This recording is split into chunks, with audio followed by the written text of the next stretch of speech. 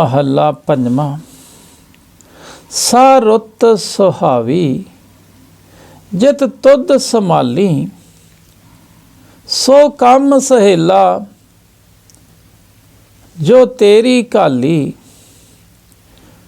सो हृदा सुहेला जित हृदय तू उठा, सब के दातारा जियो। गुरु साहब कहते भाई रुत्तां बड़ियां ते सारियां रुत्तां ही वधिया हो सकदियां ते नहीं तां कोई भी रुत नहीं वधिया। पर किहड़ी रुत वधिया साडे आदमी वास्ते? जदों असीं सबना दे दाते अकाल पुरख नूं ਉਹਨੂੰ याद करना सिख लैंदे हैं। ਜਿਹੜਾ समय ਜਿਹੜੇ दिन ਜਿਹੜੀ मर्जी रुत होवे, जिदन वो याद हो गया उही टाइम भावें दुपहर है वो याद आ गया, वो समा भी वधिया हो गया। भावें गर्मी है सर्दी है, जे परमात्मा आ गया तो रुत भी वो याद आ गया, रुत भी सुहावी है। वो दिन भी भावें दुनिया उन्होंने माड़ा गिनती है, पर गुरु साहब कहते वो दिन भी वधिया जो परमात्मा तुहानू याद करना आ गया, ਉਹਦੇ बारे समझ आ जाए, बस वही समा वही रुत वधिया। फिर गुरु साहब ने क्या पूछा भी काम किहड़ा वधिया? गुरु साहब कहते काम सब तो वो वधिया, इहो जिहा काम करो ਉਹ ਸਹੇਲਾ जो तेरी काली, ਜਿਹੜੀ जिस काम दे नाल तुहानू परमात्मा याद आउण लग जाए, ਉਹਦਾ नाम जपना आ जाए, इहो जिहा काम करो, वो काम वधिया। फिर गुरु साहब ने पूछा भी सारे आदमियों के हिरदे मन विचों किहदा मन वधिया, हिरदा किहदा सहेला है? गुरु साहब कहते भाई उस आदमी का हिरदा वधिया, उस आदमी का मन वधिया, सहेला जिहदे चों परमात्मा वसदा है, वो हिरदा फैर ठंडा ठार हो जाता है, वो परमात्मा वर्गा ही बन जाता है, वो आदमी वधिया बन जाता है। फिर दूसरे पदे च गुरु साहब कहते हैं तू सांझा साहेब बाप हमारा, नौनिध तेरे अखुट भंडारा, जिस तू दे सो तृप्त अगाए, सोई भगत तुम्हारा जियो। गुरबाणी नूं समझ के पता लगता है भी असी सारिਆਂ ने भगत बनना, पर भगत डुप्लीकेट नहीं हो सकता, असली ही भगत हुंदा है। जदों जिवें बाणी की समझ आउंदी है सानूं पता लगता है भी वो मालक अकाल पुरख जिहड़ा आसा जगा सच है, वो साडे सारिਆਂ दा ही माँ प्यो ही है, बाप समारा हो, सबना दा माँ प्यो आप है। तू ठाकर तुम पे अरदास, जियो पिंड सब तेरी रास, तो मात पिता हम बालक तेरे, तू ही सब दा माँ प्यो हैगा। पर तेरा नाम है ना इस दुनिया दे विच, वो सब तो वड्डा खजाना है, उस नाम च बड़े सुख है, तो वो नाम की कमाई करदिया कदे खुटदा नहीं, वधदा जांदा। होर चीज़ नूं जिन्ना मर्जी वंडोगे घटोगी, एक उसके नाम का खजाना है, बड़ा वखरा खजाना है। वो गुरु ग्रंथ साहब के सिख कोले ये धन हुंदा है, ये कदे अखुटदा नहीं, खत्म नहीं हुंदा, वधदा समा, जिन्ना इहनूं वंडांगे उन्ना वधदा। नाम नूं वंडना असीं, ये नाम जिहड़ा हैगा बड़ा सुखां दा खजाना है, तेनों अगे वंडदे आ गुरु दे सिख। पर जिस तू दे सो तृप्त है, पर यह तेरी किरपा नाल मिलदा, जिहड़े तेथों अरदासा करके नाम मंगदे है। गुरु सानूं अरदासा करनियां सिखा दिंदा, भाई नाम मंगो, होर ना मंगो। जिहड़े गुरु दे आखे लगदे हो फिर नाम मंगदे, उन्हां नूं तू ये दे दिना ते उहदा मन रज जांदा, तृप्त हो जांदा। तो गुरु साहब कहते उही भगत है फिर जिन्हें तेथों नाम लैके आपदे मन नूं तृप्त कर लिया। हुण असीं नाम क्यों लैना है? मन नूं तृप्त करना। ਮਨ ਨਾਮ ਦੇ ਨਾਲ ਤ੍ਰਿਪਤ ਹੁੰਦਾ, ਪਰ ਨਾਮ ਗੁਰੂ ਦੀ ਸਿੱਖਿਆ ਤੇ ਚੱਲ ਕੇ ਬਖਸ਼ਿਸ਼ ਹੁੰਦਾ। ਨਾਮ ਪਰਮਾਤਮਾ ਦੀ ਕਿਰਪਾ ਨਾਲ ਹੀ ਮਿਲਦਾ, ਪਰ ਪਰਮਾਤਮਾ ਗੁਰੂ ਦੇ ਸਿੱਖ ਤੇ ਹੀ ਬਖਸ਼ਿਸ਼ ਕਰਦਾ, ਕਿਉਂਕਿ ਗੁਰੂ ਮੁਤਾਬਕ ਚੱਲਦਾ। ਉਹ ਨਾਮ ਮੰਗਦਾ, ਹਉਮੈ ਛੱਡ ਜਾਂਦਾ, ਹੋਰ ਚੀਜ਼ਾਂ ਨਹੀਂ ਮੰਗਦਾ। ਤੇ ਅਸਲੀ ਭਗਤ ਉਹੀ ਹੈ, ਅਸਲੀ ਗੁਰੂ ਦਾ ਸਿੱਖ ਉਹੀ ਹੈ ਜਿਹੜਾ ਨਾਮ ਲੈ ਕੇ ਮਨ ਨੂੰ ਰਜ਼ਾ ਲੈਂਦਾ। ਉਹ ਤੇਰਾ ਭਗਤ ਹੈ ਅਸਲੀ। ਉਹ ਅਸੀਂ ਵੀ ਸਭ ਨੇ ਬਣਨਾ, ਪਰ ਕਿਹੜਾ ਭਗਤ ਬਣਨਾ? ਜਿਹੜਾ ਆਪਦੇ ਮਨ ਨੂੰ ਤ੍ਰਿਪਤ ਕਰ ਲੈਂਦਾ। ਸਭ ਕੋ ਆਸੇ ਤੇਰੀ ਬੈਠਾ, ਘੜ ਘੜ ਅੰਤਰ ਤੂੰ ਹੈ ਉਠਾ, ਸਭੇ ਸਾਂਝੀ ਵਾਲ ਸਦਾਇਨ, ਤੂੰ ਕਿਸੇ ਨਾ ਦਿਸੇ ਬਾਹਰਾ ਜੀਓ। ਗੁਰੂ ਸਾਹਿਬ ਕਹਿੰਦੇ ਜਿਵੇਂ ਜਿਵੇਂ ਗੁਰਬਾਣੀ ਨੂੰ ਸਮਝੋਗੇ, ਗੁਰਬਾਣੀ ਨੂੰ ਸਮਝ ਕੇ ਗਿਆਨ ਆਉਂਦਾ ਕਿ ਹੇ ਮਾਲਕ ਪ੍ਰਭੂ, ਸਭ ਜੀ ਤੇਰੀ ਹੀ ਬਖਸ਼ਾ, ਤੂੰ ਹੀ ਪੈਦਾ ਕੀਤੇ ਹੈ, ਤੂੰ ਹੀ ਉਹਨਾਂ ਨੂੰ ਪਾਲ ਰਿਹਾ, ਤੇਰੀ ਆਸ ਤੇ ਬੈਠੇ ਹੈ। ਘੜ ਘੜ ਅੰਤਰ ਤੂੰ ਹੈ ਬੇਟਾ, ਹਰੇਕ ਸਰੀਰ ਦੇ ਵਿੱਚ ਤੂੰ ਹੀ ਵਸ ਰਿਹਾ, ਕੀੜੀ ਦੇ ਵਿੱਚ ਵੀ, ਮੱਖੀ ਦੇ ਵਿੱਚ ਵੀ, ਹਰੇਕ ਜੀਵ ਜੰਤ ਦੇ, ਹਰੇਕ ਚੰਗੇ ਮਾੜੇ ਇਨਸਾਨ 'ਚ ਤੂੰ ਵਸ ਰਿਹਾ। ਕਹਿੰਦੇ ਸਭੇ ਸਾਂਝੀ ਵਾਲ ਸਦਾਇਨ, ਤੂੰ ਕਿਸੇ ਨਾ ਦਿਸੇ ਬਾਹਰਾ ਜੀ। ਦੁਨੀਆ ਦੇ ਸਾਰੇ ਜੀ ਜੰਤ ਤੇਰੇ ਨਾਲ ਹੀ ਸਾਂਝ ਰੱਖਣ ਵਾਲੇ ਅਖਵਾਉਂਦੇ ਆ, ਪਰ ਕੋਈ ਜੀਵ ਐਸਾ ਨਹੀਂ ਦਿਸਦਾ ਜੋ ਤੇਥੋਂ ਵੱਖਰਾ ਹੋਵੇ, ਜਿਸ ਵਿੱਚ ਤੂੰ ਨਾ ਹੋਵੇ। ਤੇਰੇ ਹੁਕਮ ਤੋਂ ਬਾਹਰ ਕੋਈ ਨਹੀਂ ਹੋ ਸਕਦਾ, ਤੇਰੇ ਹੁਕਮ 'ਚ ਹੀ ਚੱਲ ਰਹੇ ਸਾਰੇ ਜੀ। ਜਿਵੇਂ ਤੂੰ ਜੇ ਨੂੰ ਜੀ ਨੂੰ ਜਿੱਥੇ ਭੇਜਦਾ ਉੱਥੇ ਪੈਦਾ ਹੋ ਜਾਂਦਾ ਹੈ, ਜਦੋਂ ਤੂੰ ਉਹਦੀ ਮੌਤ ਕਰਦਾ ਮੌਤ ਹੋ ਜਾਂਦੀ ਹੈ। ਕੋਈ ਵੀ ਇੱਕ ਜੀਵ ਤੇਥੋਂ ਬਾਹਰ ਨਹੀਂ ਹੋ ਸਕਦਾ। ਜਿਨ੍ਹਾਂ ਨੇ ਬਾਹਰ ਹੋਣ ਦੀ ਕੋਸ਼ਿਸ਼ ਕੀਤੀ ਉਹਨਾਂ ਨੂੰ ਦੁੱਖ ਭੋਗਣੇ ਪਏ। ਜਿਵੇਂ ਹਰਨਾਕਸ਼ ਸੀਗਾ, ਰਾਵਣ ਵੀ ਕਹਿੰਦਾ ਮੈਂ ਮਰੂੰਗਾ ਨਹੀਂ, ਕਾਲ ਵਸ 'ਚ ਹੋ ਗਿਆ, ਨਹੀਂ ਹੋਇਆ। ਤੇਥੋਂ ਬਾਹਰ ਕੋਈ ਨਹੀਂ ਹੈ, ਤੇਥੋਂ ਵੱਡਾ ਕੋਈ ਨਹੀਂ ਬਣ ਸਕਦਾ, ਪਰ ਤੈਨੂੰ ਮਨ 'ਚ ਵਸਾ ਕੇ ਪੰਜਾਂ ਨੂੰ ਜਿੱਤ ਸਕਦਾ। ਬਸ ਆਹ ਖੇਲ ਤਾਂ ਕਰ ਸਕਦਾ ਕੋਈ। ਤੂੰ ਆਪੇ ਗੁਰਮੁਖ ਮੁਕਤ ਕਰਾਹੇ, ਤੂੰ ਆਪੇ ਮਨਮੁਖ ਜਨਮ ਪਮਾਹੇ, ਨਾਨਕ ਦਾਸ ਤੇਰੇ ਬਲਹਾਰੇ, ਸਭ ਤੇਰਾ ਖੇਲ ਦਸਾਹਿਰਾ ਜੀਓ। ਗੁਰੂ ਸਾਹਿਬ ਕਹਿੰਦੇ ਭਾਈਓ, ਪਰਮਾਤਮਾ ਆਪ ਹੀ ਸਭ ਕੁਝ ਕਰ ਰਿਹਾ। ਇਸ ਦੁਨੀਆ 'ਚ ਆ ਕੇ ਜੋ ਵੀ ਪੈਦਾ ਹੁੰਦਾ ਉਹ ਬੰਦੀ ਹੋ ਜਾਂਦਾ, ਉਹਨੂੰ ਪੰਜੇ ਵਕਾਰ ਬੰਦੀ ਬਣਾ ਲੈਂਦੇ, ਘੇਰ ਲੈਂਦੇ ਆ। ਪਰ ਉਹ ਪਰਮਾਤਮਾ ਆਪੇ ਮੁਕਤ ਕਰਾ ਦਿੰਦਾ। ਪਰ ਕਰਾਉਂਦਾ ਕਿਹਨੂੰ ਹੈ? ਗੁਰਮੁਖ ਨੂੰ। ਤੂੰ ਆਪੇ ਗੁਰਮੁਖ ਮੁਕਤ ਕਰਾਉਂਦਾ, ਗੁਰਮੁਖ ਨੂੰ ਕਰਾਉਣਾ, ਹੋਰ ਨੂੰ ਨਹੀਂ, ਮਨਮੁਖ ਨੂੰ ਨਹੀਂ ਕਰਾਉਂਦਾ। ਗੁਰਮੁਖ ਤੇ ਤੂੰ ਆਪਦੇ ਨਾਮ ਦੀ ਬਖਸ਼ਿਸ਼ ਕਰਕੇ ਗੁਰੂ ਦੇ ਮੁਤਾਬਕ ਚੱਲਦਾ, ਜਿਹੜਾ ਉਹਨੂੰ ਤੂੰ ਕਿਰਪਾ ਕਰ ਦਿੰਦਾ, ਉਹਨੂੰ ਨਾਮ ਦੇ ਕੇ ਮੁਕਤ ਕਰਾ ਦਿੰਦਾ। ਪਰ ਦੂਜੇ ਪਾਸੇ ਜਿਹੜਾ ਮੇਰੇ ਵਰਗਾ ਬਾਣੀ ਦਾ ਕਹਿਣਾ ਨਹੀਂ ਮੰਨਦਾ, ਗੁਰਬਾਣੀ ਅਨੁਸਾਰ ਨਹੀਂ ਚੱਲਦਾ, ਆਪਦੇ ਮਨ ਦੀ ਮੱਤ 'ਤੇ ਚੱਲਦਾ ਹੈ, ਤੂੰ ਉਸ ਮਨ ਦੇ ਮਗਰ ਚੱਲਣ ਵਾਲਿਆਂ ਨੂੰ ਫਿਰ ਸਦਾ ਦੁੱਖਾਂ 'ਚ ਭਮਾਈ ਰੱਖਦਾ, ਉਹਨੂੰ ਪੰਜੇ ਘੇਰੀ ਰੱਖਦੇ ਆ, ਅਤੇ ਜਨਮ ਮਰਨ 'ਚ ਵੀ ਆ ਜਾਂਦਾ ਉਹਦਾ ਮਨ। ਹੁਣ ਤੂੰ ਕਿਹਨੂੰ ਛਡਾਉਣਾ ਹੈ? ਗੁਰਮੁਖ ਨੂੰ। ਮਨਮੁਖ ਨੂੰ ਨਹੀਂ ਛਡਾਉਂਦਾ। ਨਾਨਕ ਦਾਸ ਤੇਰੇ ਬਲਹਾਰੇ, ਸਭ ਤੇਰਾ ਖੇਲ ਦਸਾਇਰਾ ਜੀਓ। ਗੁਰੂ ਸਾਹਿਬ ਕਹਿੰਦੇ ਮੈਂ ਵੀ ਉਸ ਮਾਲਕ ਅਕਾਲ ਪੁਰਖ ਦਾ ਦਾਸ ਹੈ ਅਤੇ ਤੁਹਾਨੂੰ ਸਮਝਾ ਰਿਹਾ। ਮੈਂ ਵੀ ਉਹ ਤੋਂ ਸਦਕੇ ਜਾਣਾ ਅਤੇ ਤੁਸੀਂ ਵੀ ਉਹਦੇ ਤੋਂ ਸਦਕੇ ਜਾਓ। ਉਸ ਮਾਲਕ ਨੇ ਜਿਹਨੇ ਸਾਰੀ ਰਚਨਾ ਦਾ ਖੇਲ ਬਣਾਇਆ ਹੈ, ਇਹ ਤਮਾਸ਼ਾ ਪੈਦਾ ਕੀਤਾ, ਜਿਹਨੇ ਹਵਾ ਪਾਣੀ ਧਰਤੀ ਆਕਾਸ਼ ਬਣਾ ਕੇ ਉੱਤੇ ਜੀਅ ਪੈਦਾ ਕੀਤੇ ਹੈ, ਅਤੇ ਜੀਆਂ ਦੇ ਪਰ ਹਉਮੈ ਹੰਕਾਰ ਵੀ ਪਾ ਦਿੱਤੀ। ਇਹ ਖੇਲ ਹੈ।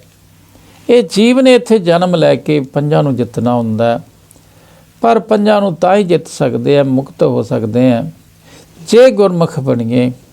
ਫਿਰ ਗੁਰਮੁਖ ਬਣ ਕੇ ਉਹਨੂੰ ਪਰਮਾਤਮਾ ਨਾਲ ਪਿਆਰ ਬਣਦਾ, ਉਹਦਾ ਨਾਮ ਹੁੰਦਾ ਤਾਂ ਮੁਕਤ ਹੁੰਦਾ। ਐਵੇਂ ਨਹੀਂ। ਇਹ ਸਾਰੇ ਖੇਲ ਦੀ ਸਮਝ ਬਾਣੀ ਨੂੰ ਪੜ੍ਹ ਕੇ ਆਉਂਦੀ ਹੈ, ਸਮਝ ਕੇ, ਨਹੀਂ ਤਾਂ ਨਹੀਂ ਆਉਂਦੀ। ਅਗਲਾ ਸ਼ਬਦ ਮਾਸ ਮਹੱਲਾ ਪੰਜਵਾਂ। ਅਨਹਦ ਵਾਜੇ ਸਹਿਜ ਸੁਹੇਲਾ, ਸ਼ਬਦ ਆਨੰਦ ਕਰੇ ਸਦ ਕੇਲਾ। ਸਹਿਜ ਗੁਫਾ ਮੇਂ ਤਾੜੀ ਲਾਈ, ਆਸਨ ਊਚ ਸਵਾਰਿਆ ਜੀਓ। ਗੁਰੂ ਸਾਹਿਬ ਕਹਿੰਦੇ ਭਾਈ ਆਦਮੀ ਉਹਨਾਂ ਚਿਰ ਮੁਕਤ ਨਹੀਂ ਹੁੰਦਾ ਜਿੰਨਾ ਚਿਰ ਅਨਹਦ ਸ਼ਬਦ ਨਹੀਂ ਚੱਲਦੇ। ਜਿਵੇਂ ਜਿਵੇਂ ਅਸੀਂ ਗੁਰਬਾਣੀ ਸਮਝਦੇ ਆ, ਪਰਮਾਤਮਾ ਦੀ ਸਮਝ ਆਉਂਦੀ ਹੈ, ਅਨਹਦ ਸ਼ਬਦ ਚੱਲਣੇ ਸ਼ੁਰੂ ਹੋ ਜਾਂਦੇ ਅੰਦਰੋਂ। ਸਹਿਜ ਸਹੇਲਾ, ਉਵੇਂ ਉਵੇਂ ਮਨ ਫਿਰ ਇਹ ਟਿਕਣਾ ਸ਼ੁਰੂ ਹੋ ਜਾਂਦਾ, ਇਛਾਵਾਂ ਨੂੰ ਛੱਡਣਾ ਸ਼ੁਰੂ ਕਰ ਦਿੰਦਾ। ਪਰ ਅੰਦਰੋਂ ਪਰਮਾਤਮਾ ਦੀ ਆਟੋਮੈਟਿਕਲੀ ਯਾਦ ਆਉਣੀ ਚਾਹੀਦੀ, ਉਹਨੂੰ ਅਨਹਦ ਸ਼ਬਦ ਚੱਲਦੇ। ਆਨੰਦ ਕਦੋਂ ਮਿਲਦਾ? ਜਦੋਂ ਸਤਿਗੁਰ ਨੂੰ ਮਿਲਦੇ ਆ। ਸਤਿਗੁਰ ਫਿਰ ਕੀ ਕਰਦਾ?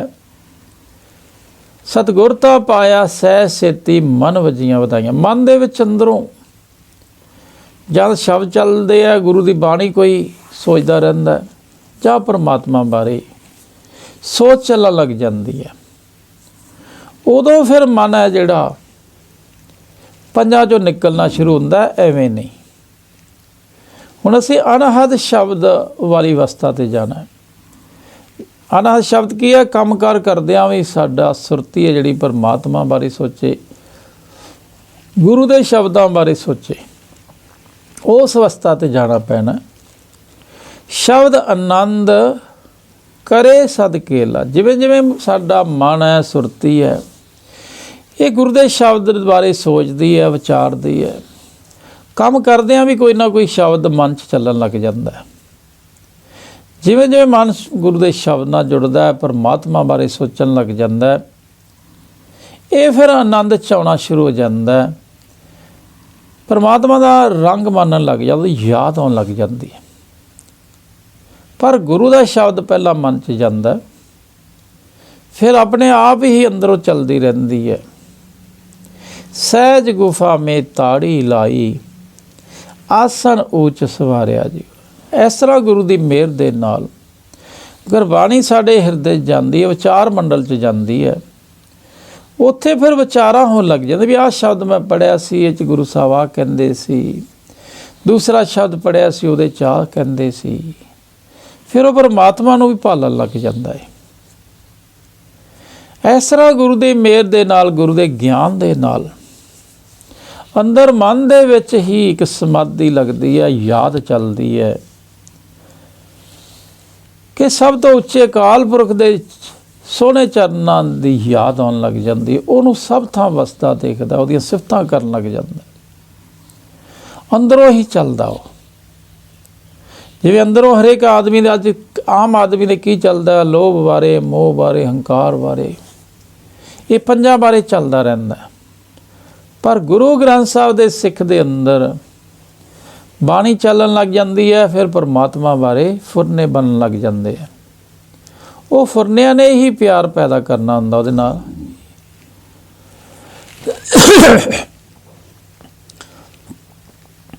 ਫਿਰ ਘਿਰ ਆਪਣੇ ਗ੍ਰਹਿ में आया,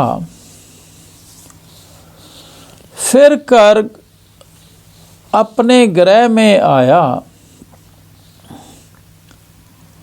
जो लोड़ीदा सोई पाया, तृप्त अगाए रहा है संतो, गुर अनुभव पुरख दिखारिया जियो। ਗੁਰੂ ਸਾਹਿਬ ਕਹਿੰਦੇ ਜਿਹੜਾ ਮਨ ਸਾਡਾ ਅੱਗੇ ਭੱਜਿਆ ਫਿਰਦਾ ਸੀ, ਦੁਨੀਆ ਦੇ ਪਦਾਰਥਾਂ 'ਚ ਵੜਿਆ ਫਿਰਦਾ ਸੀ, ਲੋਭ ਮੋਹ ਪੰਜਾਂ 'ਚ ਘਿਰਿਆ ਫਿਰਦਾ ਸੀ, ਇਹ ਫਿਰ ਮੁੜ ਕੇ ਆਪਦੇ ਘਰ ਦੇ ਵਿੱਚ ਟਿਕਣਾ ਸ਼ੁਰੂ ਹੋ ਜਾਂਦਾ। ਇਹ ਇਹਨਾਂ ਵਿਚਾਰਾਂ ਤੋਂ ਬਚਣਾ ਸ਼ੁਰੂ ਹੋ ਜਾਂਦਾ ਹੈ। ਫਿਰ ਕਿੱਧਰ ਸੋਚਦਾ? ਆਪਦੇ ਘਰ ਬਾਰੇ, ਮੂਲ ਦੇ ਬਾਰੇ, ਪਰਮਾਤਮਾ ਬਾਰੇ। ਫਿਰ ਕਹਿੰਦਾ ਜਿਹੜੇ ਮਨ ਨੂੰ ਜੋ ਚੀਜ਼ ਚਾਹੀਦੀ ਸੀ ਉਹ ਮਿਲਣੀ ਸ਼ੁਰੂ ਹੋ ਜਾਂਦੀ। ਉਹ ਮਨ ਉਸ ਚੀਜ਼ ਨੂੰ ਭਾਲ ਰਿਹਾ, ਤਾਂ ਇਹ ਲੋਭ ਮੋਹ ਹੰਕਾਰ ਨੂੰ ਹੋਰ ਮੰਗੀ ਜਾਂਦਾ ਹੈ, ਸ਼ਾਇਦ ਉਹ ਮਿਲ ਜਾਵੇ। ਇਹ ਪਰਮਾਤਮਾ ਦਾ ਨਾਮ ਹੀ ਇਹਨੂੰ ਰਜਾ ਸਕਦਾ, ਉਹੀ ਲੋੜੀਦਾ ਇਹਨੂੰ, ਉਹ ਪਾ ਲੈਂਦਾ। ਪਰ ਪਾਇਆ ਕਿਵੇਂ? ਗੁਰੂ ਦੇ ਰਾਹੀਂ। ਗੁਰੂ ਦੇ ਰਾਹੀਂ ਇੱਕ ਚੀਜ਼ ਚਾਹੀਦੀ ਹੈ ਮਨ ਨੂੰ ਜਿਹਦੇ ਨਾਲ ਰਜਣਾ, ਉਹ ਪਰਮਾਤਮਾ ਦਾ ਨਾਮ ਹੈ। ਉਹ ਇਹਨੂੰ ਮਿਲ ਜਾਂਦਾ ਹੈ। ਇਹ ਫਿਰ ਬਾਹਰ ਭੱਜਣੋਂ ਰੁਕ ਜਾਂਦਾ, ਉਹਦੇ ਮਨ ਅੰਦਰ ਹੀ ਟਿਕਿਆ ਰਹਿੰਦਾ। ਅਤੇ ਉਸ ਦੇ ਨਾਲ ਫਿਰ ਇੱਕ ਤਮਕਾ ਵੀ ਜੇ ਨਾਮ ਦਾ ਮਿਲ ਜਾਂਦਾ ਹੈ, ਉਹਦੇ ਨਾਲ ਰੱਜ ਜਾਂਦਾ ਹੈ। ਤ੍ਰਿਪਤ ਅਗਾਏ ਰਿਹਾ ਹੈ। ਮਨ ਨੂੰ ਕੋਈ ਰਜਾ ਨਹੀਂ ਸਕਦਾ, ਪਰ ਗੁਰੂ ਗ੍ਰੰਥ ਸਾਹਿਬ ਮਨ ਨੂੰ ਰਜਾਉਣ ਦਾ ਤਰੀਕਾ ਦੱਸ ਦਿੰਦੇ ਆ, ਅਤੇ ਤਰੀਕਾ ਅਪਣਾਉਣਾ ਆਪ ਹੁੰਦਾ ਹੈ। ਕਹਿੰਦੇ ਹੇ ਗੁਰਦੇ ਸਿੱਖੋ, ਮੇਰਾ ਮਨ ਹੁਣ ਪੂਰਨ ਤੌਰ 'ਤੇ ਰੱਜ ਗਿਆ, ਕਿਉਂਕਿ ਗੁਰੂ ਨੇ ਮੈਨੂੰ ਇਹ ਸੋਝੀ ਦੇ ਦਿੱਤੀ ਹੈ। ਸਭ ਥਾਂ ਉਹ ਪਰਮਾਤਮਾ ਵਸਦਾ ਦਿਖਾ ਦਿੱਤਾ, ਉਹਦੇ ਦਰਸ਼ਨ ਕਰਾ ਦਿੱਤੇ ਹੈ। ਗੁਰ ਅਨੁਭਵ ਪੁਰਖ ਦਿਖਾ ਰਿਹਾ। ਮਨ ਐਵੇਂ ਨਹੀਂ ਰੱਜਦਾ, ਪਹਿਲਾਂ ਗੁਰਬਾਣੀ ਨੂੰ ਸਮਝ ਕੇ ਸਭ ਥਾਂ ਪਰਮਾਤਮਾ ਵਸਦਾ ਦਿਖਦਾ, ਫਿਰ ਮਨ 'ਚ ਵਸਦਾ, ਫਿਰ ਇਹ ਮਨ ਰੱਜਦਾ। ਐਵੇਂ ਨਹੀਂ ਰੱਜਦਾ। ਇਹ ਪੂਰੇ ਹੀ ਨੰਬਰ ਲੈਣੇ ਪੈਂਦੇ ਆ। ਗੁਰੂ ਦੇ ਦਰਸ਼ਨ ਕਰਕੇ ਪਰਮਾਤਮਾ ਦੇ ਦਰਸ਼ਨ ਹੁੰਦੇ ਆ, ਫਿਰ ਉਹ ਮਨ 'ਚ ਵਸਦਾ, ਤਾਂ ਮਨ ਰੱਜਦਾ। ਉਸ ਅਵਸਥਾ 'ਤੇ ਜਾਣਾ ਅਸੀਂ। ਆਪੇ ਰਾਜਨ ਆਪੇ ਲੋਗਾ, ਆਪ ਨਿਰਵਾਣੀ ਆਪੇ ਭੋਗਾ, ਆਪੇ ਤਖਤ ਬਹੇ ਸੱਚ ਨਿਆਈ, ਸਭ ਚੂਕੀ ਕੂਕ ਪੁਕਾਰਿਆ ਜੀਓ। ਗੁਰੂ ਸਾਹਿਬ ਕਹਿੰਦੇ ਜਿਵੇਂ ਜਿਵੇਂ ਬਾਣੀ ਸਮਝੋਗੇ ਤੁਹਾਨੂੰ ਸਮਝ ਆਉਂਦੀ ਜਾਊਗੀ। ਗੁਰੂ ਦੀ ਕਿਰਪਾ ਦੇ ਨਾਲ ਹੁਣ ਮੈਨੂੰ ਸਭ ਥਾਂ ਪਰਮਾਤਮਾ ਹੀ ਦਿਖਦਾ ਹੈ। ਆਪ ਹੀ ਪਾਤਸ਼ਾਹ, ਆਪ ਹੀ ਪਰਜਾ ਦਾ ਰੂਪ ਹੈ, ਆਪ ਹੀ ਹਰੇਕ ਜੀਵ ਦੇ ਵਿੱਚ ਬੈਠਾ, ਆਪ ਹੀ ਜੀਵ ਬਣਿਆ। ਉਹ ਆਪ ਨਿਰਬਾਨੀ ਆਪੇ ਭੋਗਾ। ਪ੍ਰਭੂ ਆਪ ਹੀ ਵਾਸ਼ਨਾ ਰਹਿਤ ਹੈ ਅਤੇ ਆਪ ਹੀ ਭੋਗਾਂ ਭੋਗ ਰਿਹਾ। ਜੀਵਾਂ ਦੇ ਅੰਦਰ ਬੈਠ ਕੇ ਆਪ ਹੀ ਭੋਗ ਰਿਹਾ। ਇਹ ਬਾਣੀ ਨੂੰ ਸਮਝ ਕੇ ਸਮਝ ਆਉਂਦੀ, ਵਾਕਿਆ ਉਹੀ ਭੋਗ ਰਿਹਾ। ਹਰੇਕ ਜੀਵ 'ਚ ਉਹੀ ਬੋਲ ਰਿਹਾ, ਉਹੀ ਚੱਲ ਰਿਹਾ, ਉਹੀ ਸੁਣ ਰਿਹਾ, ਉਹੀ ਖਾ ਰਿਹਾ। ਆਪੇ ਤਖਤ ਬਹੇ ਸੱਚ ਨਿਆਈ, ਸਭ ਚੁੱਕੀ ਕੂਕ ਪੁਕਾਰਿਆ ਜਿਉ। ਫਿਰ ਉਹ ਸਦਾ ਰਹਿਣ ਵਾਲਾ ਆਪ ਹੀ ਆਪਦੀ ਇਸ ਦੁਨੀਆ ਨੂੰ ਚਲਾ ਰਿਹਾ ਅਤੇ ਨਿਆਂ ਵੀ ਕਰ ਰਿਹਾ। ਜੇ ਜਾਂ ਕੋਈ ਆਪਦੇ ਮਨ ਦੀ ਅਵਸਥਾ ਹੁੰਦੀ ਹੈ, ਉਹ ਜਾਂ ਫਿਰ ਉਹਨੂੰ ਜੀਵਨ ਮਿਲਦਾ ਜਾਂਦਾ, ਉਹ ਜੇ ਦੁੱਖ ਸੁੱਖ ਮਿਲਦੇ ਜਾਂਦੇ ਆ। ਇਸ ਵਾਸਤੇ ਸੁੱਖ ਆਵੇ ਚਾਹੇ ਦੁੱਖ ਆਵੇ, ਮੇਰੀ ਸਾਰੀ ਗਿਲਾ ਗੁਜ਼ਾਰੀ ਮੁੱਕ ਜਾਂਦੀ ਹੈ। ਸਭ ਚੁੱਕੀ ਕੂਕ ਪੁਕਾਰਿਆ। ਬਾਣੀ ਪੜ੍ਹ ਕੇ ਸਾਰੇ ਮਨ ਦੀਆਂ ਦੁਬਿਧਾਵਾਂ ਨਿਕਲ ਜਾਂਦੀਆਂ, ਈਰਖਾ ਨਿਕਲ ਜਾਂਦੀ ਹੈ, ਵੈਰੀ ਵੀ ਮਿੱਤਰ ਬਣ ਜਾਂਦੇ ਹੈ। ਜਿਵੇਂ ਜਿਵੇਂ ਉਹ ਪਰਮਾਤਮਾ ਸਾਡੇ ਮਨ ਦੇ ਤਖਤੇ 'ਤੇ ਬੈਠਦਾ, ਸਾਡਾ ਮਨ ਸ਼ਾਂਤ ਹੋਣਾ ਸ਼ੁਰੂ ਹੋ ਜਾਂਦਾ, ਸਾਰੀ ਕੂਕ ਪੁਕਾਰ ਖਤਮ ਹੋ ਜਾਂਦੀ ਹੈ। ਜਿਵੇਂ ਜਿਵੇਂ ਸਾਨੂੰ ਪ੍ਰਭ ਦਾ ਸਿਮਰਨ ਕਰਨਾ ਹੁੰਦਾ, ਕਲ ਕਲੇਸ਼ ਸਾਡਾ ਖਤਮ ਹੁੰਦਾ ਜਾਂਦਾ, ਮਨ ਰਜਦਾ ਜਾਂਦਾ ਹੈ। ਇਹ ਮਨ ਬਹੁਤ ਸਟਰੋਂਗ ਹੋ ਜਾਂਦਾ, ਨਿਰਭਉ ਅਤੇ ਨਿਰਵੈਰ ਹੋ ਜਾਂਦਾ ਹੈ, ਤਾਂ ਇਹਦੀ ਕੂਕ ਪੁਕਾਰ ਖਤਮ ਹੁੰਦੀ ਹੈ। ਜਿਹਾ ਡਿੱਠਾ ਮੈਂ ਤੇਹੋ ਕਹਿਆ, ਤਿਸ ਰਸ ਆਇਆ ਜਿਨ ਭੇਦ ਲਿਆ, ਜੋਤੀ ਜੋਤ ਮਿਲੀ ਸੁਖ ਪਾਇਆ, ਜਨ ਨਾਨਕ ਇੱਕ ਪਸਾਰਿਆ ਜੀਓ। ਕਹਿੰਦੇ ਹੁਣ ਮੈਂ ਮੈਨੂੰ ਪੂਰੀ ਸਮਝ ਆ ਗਈ ਹੈ ਗੁਰੂ ਦੀ ਮਿਹਰ ਦੇ ਨਾਲ, ਬਾਣੀ ਦੀ ਸਮਝ ਦੇ ਨਾਲ। ਮੈਂ ਪਰਮਾਤਮਾ ਜਿਸ ਨੂੰ ਸਰਵ ਵਿਆਪਕ ਰੂਪ ਵਿੱਚ ਵੇਖਿਆ ਉਹੋ ਜਿਹਾ ਕਹਿ ਦਿੱਤਾ। ਗੁਰੂ ਸਾਹਿਬ ਕਹਿੰਦੇ ਉਹੋ ਜਿਹਾ ਮੈਂ ਸਮਝਾ ਰਿਹਾ ਤੁਹਾਨੂੰ। ਸਭ ਥਾਂ ਉਹ ਵਸ ਰਿਹਾ। ਉਹ ਜਿਹਾ ਕਹਿੰਦੇ ਮੈਂ ਦੇਖਿਆ ਤੇ ਤੁਹਾਨੂੰ ਵੀ ਦਿਖਾ ਰਿਹਾ ਹੋਈ। ਦਿਸ ਜਾਣਾ ਸਾਨੂੰ ਵੀ ਦਿਖ ਜਾਂਦਾ। ਪਰ ਕਹਿੰਦੇ ਰਸ ਉਸੇ ਨੂੰ ਹੀ ਆਊਗਾ ਜਿਹਨੇ ਭੇਦ ਲੈ ਲਿਆ। ਵਾਕਿਆ ਵੀ ਉਹ ਸਭ ਥਾਂ ਵਸ ਰਿਹਾ। ਜਿੰਨਾ ਚਿਰ ਮਨ ਓਕੇ ਨਹੀਂ ਕਰਦਾ ਵੀ ਵਾਕਿਆ ਸਭ 'ਚ ਵਸ ਰਿਹਾ, ਜਿੰਨਾ ਚਿਰ ਮਨ ਨੂੰ ਭੇਦ ਨਹੀਂ ਆਉਂਦਾ ਵੀ ਕਿਵੇਂ ਮਨ ਸਭ ਦੇ ਵਿੱਚ ਵਸ ਰਿਹਾ। ਜਿਨ੍ਹਾਂ ਨੂੰ ਇਹ ਭੇਦ ਆ ਗਿਆ, ਵੀ ਵਿਸ਼ਵਾਸ ਆ ਗਿਆ ਵੀ ਉਹ ਸਭ 'ਚ ਵਸ ਰਿਹਾ, ਉਹਨਾਂ ਨੂੰ ਹੀ ਫਿਰ ਰਸ ਆਉਂਦਾ, ਉਹਨਾਂ ਨੂੰ ਹੀ ਨਾਮ ਦਾ ਰਸ ਮਿਲਦਾ। ਉਹੀ ਹੀ ਉਹਨੂੰ ਮਨ 'ਚ ਵਸਾ ਸਕਦੇ ਆ। ਉਹ ਫਿਰ ਬੜੇ ਆਨੰਦ 'ਚ ਰਹਿੰਦੇ, ਉਹ ਮਨ ਨੂੰ ਰਜ਼ਾ ਲੈਂਦੇ। ਪਰ ਪਹਿਲਾਂ ਭੇਦ ਆਉਂਦਾ, ਬਾਣੀ ਪੜ੍ਹ ਪੜ੍ਹ ਕੇ ਭੇਦ ਆਉਂਦਾ, ਸਭ ਥਾਂ ਵਸਦਾ ਮਹਿਸੂਸ ਹੁੰਦਾ। ਅਤੇ ਜਿਵੇਂ ਜਿਵੇਂ ਉਹਦਾ ਰਸ ਆਉਂਦਾ, ਭੇਦ ਆਉਂਦਾ ਉਹਦਾ, ਜੋਤੀ ਜੋਤ ਮਿਲੀ ਸੁਖ ਪਾਇਆ। ਫਿਰ ਹਰੇਕ ਦੀ ਜੋਤ ਉਹਦੇ ਨਾਲ ਮਿਲਦੀ ਜਾਂਦੀ ਹੈ, ਮਨ ਉਹਦੇ ਨਾਲ ਮਿਲਦਾ ਜਾਂਦਾ। ਸੱਚਾ ਨਾਮ ਮੇਰਾ ਆਧਾਰ ਹੁੰਦਾ ਜਾਂਦਾ ਅਤੇ ਸੁੱਖ ਆਉਂਦੇ ਜਾਂਦੇ, ਮਨ ਸ਼ਾਂਤ ਹੁੰਦਾ ਜਾਂਦਾ, ਇੱਛਾ ਹੀ ਪੂਰੀਆਂ ਹੋ ਜਾਂਦੀਆਂ, ਖਤਮ ਹੀ ਹੋ ਜਾਂਦੀਆਂ। ਮਨ ਮੰਗਰੋਂ ਹੀ ਛੱਡ ਜਾਂਦਾ, ਮੰਗਦਾ ਹੀ ਨਹੀਂ। ਮਨ ਆਦਾ ਬਹੁਤ ਵਾਧੂ ਹੈ ਜੋ ਹੈਗਾ। ਜੋਤੀ ਜੋਤ ਮਿਲੀ ਸੁਖ ਪਾਇਆ, ਜਨ ਨਾਨਕ ਇੱਕ ਪਸਾਰਿਆ ਜੀਓ। ਗੁਰੂ ਸਾਹਿਬ ਕਹਿੰਦੇ ਜਿਵੇਂ ਜਿਵੇਂ ਗੁਰੂ ਦੀ ਮੱਤ ਆਉਂਦੀ ਹੈ, ਉਸ ਨੂੰ ਸਭ ਥਾਂ ਸਾਰੇ ਜਗਤ ਵਿੱਚ ਪਰਮਾਤਮਾ ਦਿਸਦਾ ਜਾਂਦਾ। ਅਤੇ ਉਹਦੀ ਜੋਤ ਸਾਡੇ ਅੰਦਰ ਜਿਹੜੀ ਜੋਤ ਹੈ, ਜਿਹਨੇ ਨਿਕਲਣਾ ਅਤੇ ਸਾਡੀ ਮੌਤ ਹੋਣੀ ਹੈ, ਉਹਨੇ ਮੌਤ ਤੋਂ ਪਹਿਲਾਂ ਪਹਿਲਾਂ ਉਸ ਜੋਤ 'ਚ ਮਿਲਣਾ, ਮੌਤ ਤੋਂ ਬਾਅਦ ਨਹੀਂ ਮਿਲ ਸਕਦੀ। ਅਤੇ ਉਦਣ ਹੀ ਸੁੱਖ ਆ ਜਾਂਦੇ, ਐ ਮਨ ਸ਼ਾਂਤ ਹੋ ਜਾਂਦਾ, ਲੱਖ ਖੁਸ਼ੀਆਂ ਪਾਤਸ਼ਾਹੀਆਂ ਆ ਜਾਂਦੀਆਂ ਅਤੇ ਸਭ ਥਾਂ ਉਹਨੂੰ ਪਰਮਾਤਮਾ ਦਿਸਣ ਲੱਗ ਜਾਂਦਾ। ਸਮਝ ਲਓ ਉਹਦੀ ਜੋਤੀ 'ਚ ਜੋਤ ਮਿਲ ਗਈ ਹੈ। ਜਿਹੜਾ ਏਕਮ ਦੀ ਗੱਲ ਕਰਦਾ, ਸਭ 'ਚ ਉਹਨੂੰ ਵੇਖਦਾ, ਉਹ ਅਸਲੀ ਭਗਤ ਹੁੰਦਾ, ਉਹ ਗੁਰੂ ਦਾ ਸਿੱਖ ਹੁੰਦਾ। ਆਓ ਅਸੀਂ ਵੀ ਸਭ ਥਾਂ ਉਸ ਪਰਮਾਤਮਾ ਨੂੰ ਵਸਦਾ ਦੇਖਣਾ ਗੁਰੂ ਤੋਂ ਸਿੱਖੀਏ।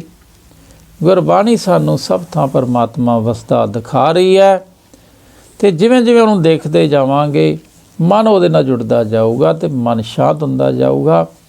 ਆਹੀ ਕੋਰਸ ਹੈ ਸਾਡਾ।